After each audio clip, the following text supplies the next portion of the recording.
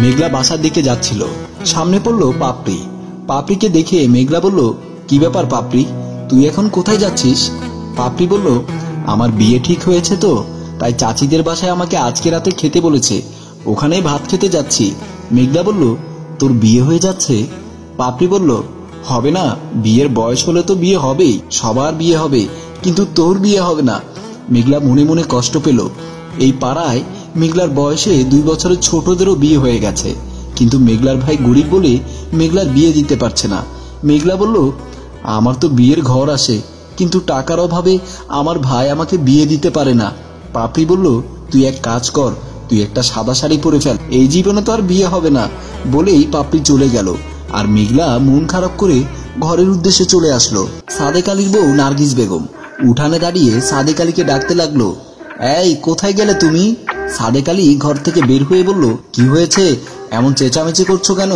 নার্গিস বেগম বলল, বাজারে যেতে হবে না, ঘরের মধ্যে চাল ডাল কিচ্ছু নেই, তাড়াতাড়ি বাজারে যাও। সাদেক আলী বলল, এইমাত্র ক্ষেত থেকে কাজ করে এসেছি, শরীরটাও ভালো নেই, আজকে না গেলে হয় না। নার্গিস বেগম বলল, আজকে কি তোমার গোশত কেটে খাওয়াবো? বললাম না ঘরে কিছু নেই, তাড়াতাড়ি বাজারে যাও।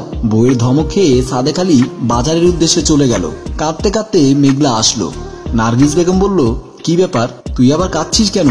মেঘলা বলল, ভাবি, গ্রামের সবার বিয়ে হয়ে যাচ্ছে, কিন্তু আমার বিয়ে হচ্ছে না। নার্গিস বেগম বলল, তোকে বিয়ে দেওয়ার মতো টাকা পয়সা তো তোর ভাইয়ের নেই। মেঘলা বলল, তাই বলে কি ভাবি আমার বিয়ে হবে না? আমি কি বুড়ো হয়ে যাব?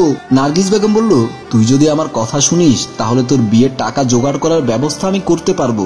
মেঘলা বলল, ভাবি, এই পাড়ার আমার বয়সের ছোট ছোট মেয়েদের বিয়ে হয়ে যাচ্ছে, কিন্তু আমার বিয়ে হচ্ছে না, তাই আমি চাই যে কোনো কিছুর বিনিময়ে তোমরা আমার বিয়ের টাকা জোগাড় করো, আমি বিয়ে বসতে চাই। নার্গিস বেগম বলল, শোন, তাহলে আমি তোকে কানে কানে একটা কথা বলি, তুই যদি আমার কথায় রাজি হোস তাহলে দেখবি 2-3 মাসের মধ্যে অনেক টাকা জোগাড় করতে পারবো, আর তোর বিয়ে হয়ে যাবে। মেঘলা বলল, কি কথা ভাবি, বলো। নার্গিস বেগম মেঘলার কানে কানে কিছু কথা বলল। মেঘলা বলল, তাতেও আমি রাজি, তারপরে অন্তত আমার বিয়েটা যেন হয়। নার্গিস বেগম বলল, তুই এখানে থাক, আমি একজনের সাথে দেখা করে আসি। বলেই নার্গিস বেগম চলে গেল। গাছতলায় দাঁড়িয়ে আছে বাহার ও রাকিব, 2 বন্ধু। নার্গিস বেগম আসার সাথে সাথে রাকিব বলল, এতক্ষণ দেরি করলে কেন? আমরা 2 বন্ধু তোমার জন্য এখানে অপেক্ষা করছি। নার্গিস বেগম বলল, তোমাদের জন্য সুখবর আছে। বাহার বলল, কি সুখবর বলো। নার্গিস বেগম বলল, এতদিন তো তোমরা আমাকে নিয়ে মজা করেছো, তোমরা আমাকে কিছু টাকা দিতে, তাই আমার চলতো। এখন যদি তোমাদেরকে আমার ননদকে এনে দেই তাহলে তোমরা কেমন টাকা দেবে? রাকিব বলল, তোমার ননদ মানে মেঘলার কথা বলছো? নার্গিস বেগম বলল, হ্যাঁ, আমি আমার ননদ মেঘলার কথাই বলছি। বাহার বলল, তাহলে তো অনেক টাকা দেব। নার্গিস বেগম বলল, তাহলে এক কাজ করো, তোমরা বেশি করে টাকা নিয়ে আসো, আমি আমার ননদকে তোমাদের কাছে নিয়ে আসছি। রাকিব বলল, তোমার ও নিয়ে চিন্তা করতে হবে না, আমাদের পকেট ভর্তির টাকা, তুমি যাও মেঘলাকে নিয়ে আসো। নার্গিস বেগম মেঘলাকে আনতে চলে গেল। ঘরে এসে মেঘলাকে ডাকতে লাগলো, মেঘলা, এই মেঘলা। মেঘলা ঘর থেকে বের হলো। নার্গিস বেগম বলল, দরজাটা লাগা, চল, তোর জন্য কাস্টমার জোগাড় করেছি, অনেক টাকা পাবি। মেঘলা বলল, ভাবি, তাতে কোনো সমস্যা হবে না তো? ভাইয়া যদি জানতে পারে? নার্গিস বেগম বলল, আরে পাগলি, তোর ভাই অতটা চালাক না, তোর ভাই এই খবর কখনোই জানবে না। তুই আর আমি ঠিক থাকলে তোর ভাই জানবে কিভাবে? মেঘলা বলল, ভাবি, আবার যদি পেটে বাচ্চা কাচ্চা চলে আসে? নার্গিস বেগম বলল, ওরে পাগল, এগুলোর জন্য ঔষধ আছে, তোর এখন অত চিন্তা করতে হবে না, তুই তাড়াতাড়ি চল, গাছতলায় অপেক্ষা করছে। মেঘলা ভাবির সাথে ঘর থেকে বের হয়ে গেল। গাছতলায় আগে থেকে অপেক্ষা করা রাকিব এবং বাহার এদিক ওদিক পায়চারি করছে। এমন সময় নার্গিস বেগম ও মেঘলা আসলো। মেঘলাকে দেখে রাকিব বলল, এতদিন মজা করেছি ভাবির সাথে, আর আজ থেকে মজা করব ননদের সাথে। বাহার বলল, এই মেঘলা, তুমি কি পারবে আমরা 2 বন্ধুকে একসাথে খুশি করতে? নার্গিস বেগম বলল, পারবে পারবে, যাও তোমরা একজন একজন করে নিয়ে যাও। রাকিব পকেট থেকে কিছু টাকা বের করে নার্গিস বেগমের হাতে দিয়ে মেঘলার হাত ধরে জঙ্গলের দিকে নিয়ে গেল।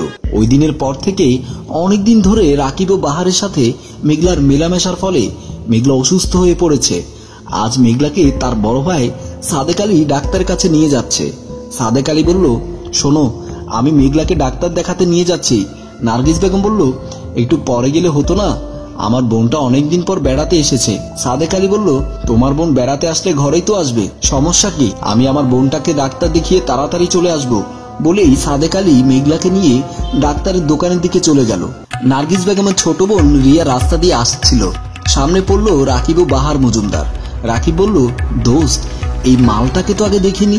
বাহার বলল, নিশ্চয় কারো বাড়িতে বেড়াতে এসেছে। রাকিব বলল, চল তো পেছন পেছন গিয়ে দেখি কাদের বাড়িতে বেড়াতে এসেছে। বাহার বলল, চল চল যাই। ওরা রিয়ার পেছন পেছন হাঁটা শুরু করলো। রিয়া সাদেক আলীর বাড়ির উঠানে এসে আপা আপা বলে ডাকতে লাগলো। নার্গিস বেগম ঘর থেকে বের হলেন। রিয়া নার্গিস বেগমকে জড়িয়ে ধরলেন। নার্গিস বেগম বলল, তোর আসতে কোনো সমস্যা হয়নি তো? রিয়া বলল, না, কোনো সমস্যা হয়নি। এমন সময় সেখানে আসলো বাহার ও রাকিব। বাহার ও রাকিবকে দেখে নার্গিস বেগম বলল, কি ব্যাপার, তোমরা এখানে চলে এসেছো? রাকিব বলল, আজকে 1 সপ্তাহ ধরে তুমিও আমাদের কাছে যাচ্ছ না, মেঘলাকেও আমাদের কাছে পাঠাচ্ছ না, অথচ আমাদের থেকে অনেকগুলো টাকা অ্যাডভান্স নিয়ে ফেলেছো। নার্গিস বেগম বলল, ভাই, আমার বোনের সামনে এসব কথাগুলো না বললে হয় না।